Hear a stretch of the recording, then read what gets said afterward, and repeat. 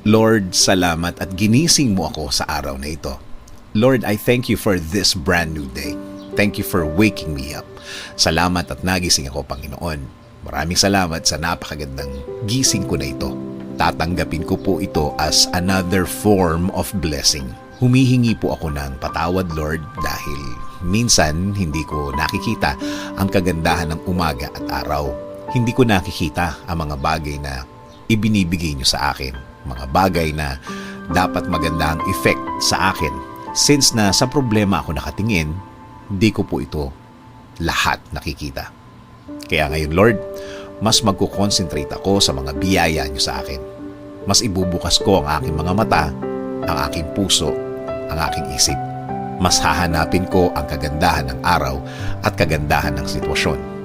Sa ganda ng mga bagay na inilalagay niyo sa aking buhay. Salamat din, Lord, sa mga taong nasa aking buhay ngayon. Sa mga kaibigan na hindi ako iniwan kahit nasa gitna ako ng maraming problema. At sa mga taong nagiging maganda ang impluwensya nila sa buhay ko. Kaya ngayon, Lord, hindi ko tinitingnan kung ano ang aking kakayahan, kung ano ang kaya kong gawin. Instead, Lord, I will focus on you. Sa inyo po ako titingin.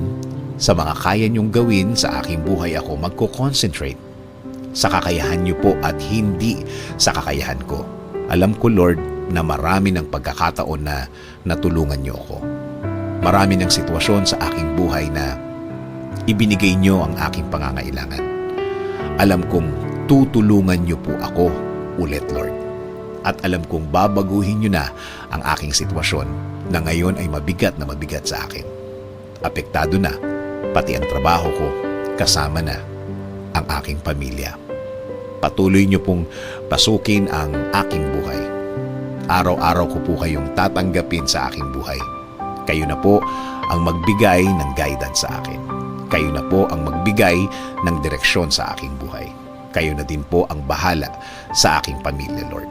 Alagaan niyo din po sila every time po na nasa labas sila, Panginoon. Proteksyonan niyo ang bawat isa sa kanila. Huwag niyo pong pabayaan din na mapunta sila sa masama. Again, Lord, salamat po sa napakagandang gising ko ngayon. Patuloy po akong kakapit at maniniwala sa inyong presensya. Patuloy po akong huhugot ng lakas sa inyo. Kayo at kayo po, Lord, ang magiging focus ko simula po sa oras na ito. In Jesus' name we pray. Amen.